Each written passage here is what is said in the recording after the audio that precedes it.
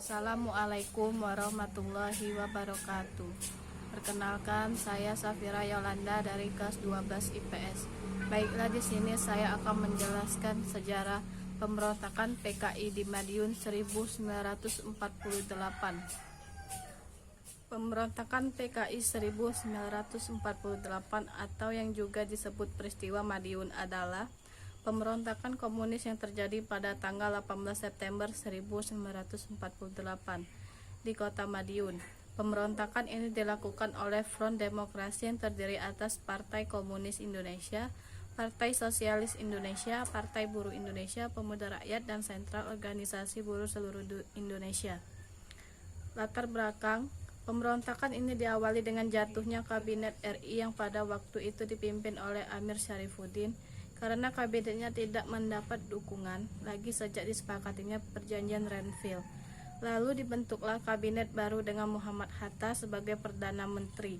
Namun Amir beserta kelompok-kelompok sayap kiri lainnya tidak setuju dengan pergantian kabinet tersebut.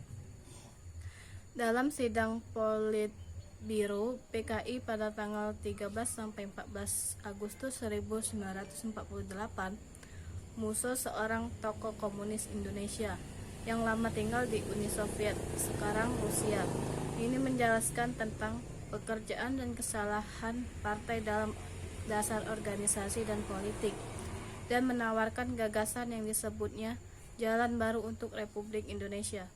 Musso menghendaki satu partai kelas buruh dengan memakai nama yang bersejarah, yakni PKI. Untuk itu harus dilakukan fusi tiga partai yang beraliran Marxisme atau Leninisme, PKI ilegal, Partai Buruh Indonesia atau PBI, dan Partai Sosialis Indonesia atau PSI.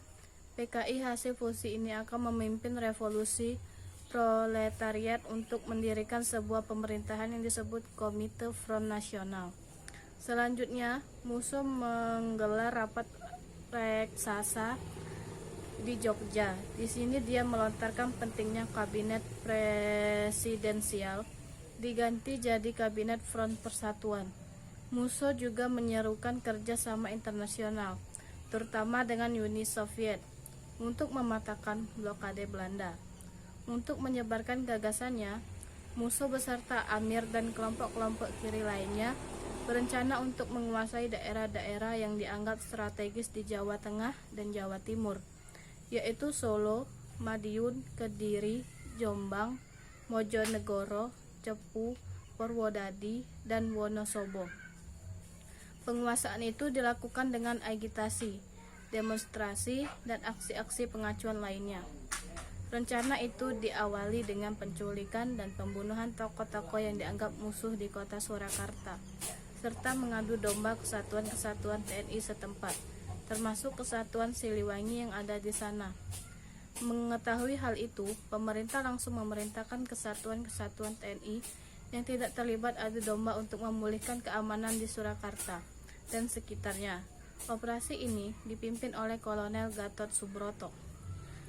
Pemberontakan sementara perhatian semua pihak pro pemerintah terkonsentrasi pada pemulihan Surakarta. Pada tanggal 18 September 1948, PKI atau VDR menuju ke arah timur dan menguasai kota Madiun, Jawa Timur, dan pada hari itu juga diproklamasikannya berdirinya Republik Soviet Indonesia. Hari berikutnya, PKI atau VDR mengumumkan pembentukan pemerintahan baru. Selain di Madiun, PKI juga mengumumkan hal yang sama pula di Pati, Jawa Tengah. Pemberontakan ini menewaskan Gubernur Jawa Timur RM Suryo, Dr. Pro Kemerdekaan Muwardi, serta beberapa petugas polisi dan tokoh agama. Akhir, untuk memulihkan keamanan secara menyeluruh di Madiun, pemerintah bertindak cepat. Provinsi Jawa Timur dijadikan daerah istimewa. Selanjutnya, Kolonel Sungkono diangkat sebagai gubernur militer. Operasi penumpasan dimulai pada tanggal 20 September 1948, dipimpin oleh Kolonel Ahar Nasution. Sementara sebagian besar pasukan TNI di Jawa Timur berkonsentrasi menghadapi Belanda. namun dengan menggunakan 2 brigade atau cadangan divisi 3 Siliwangi serta kesatuan-kesatuan lainnya yang mendukung Republik. Semua kekuatan pemberontakan akhirnya dapat dimusnahkan. Salah satu operasi penumpasan ini adalah pengejaran musuh yang melarikan diri ke Sumoroto, sebuah barat Ponorogo. Dalam peristiwa itu, musuh berhasil ditembak mati, sedangkan Amir Syarifuddin dan tokoh-tokoh kiri lainnya berhasil ditangkap dan dijatuhi hukuman mati. Amir sendiri tertangkap di daerah Grobogan, Jawa Tengah. Sekian, terima kasih. Wassalamualaikum warahmatullahi wabarakatuh.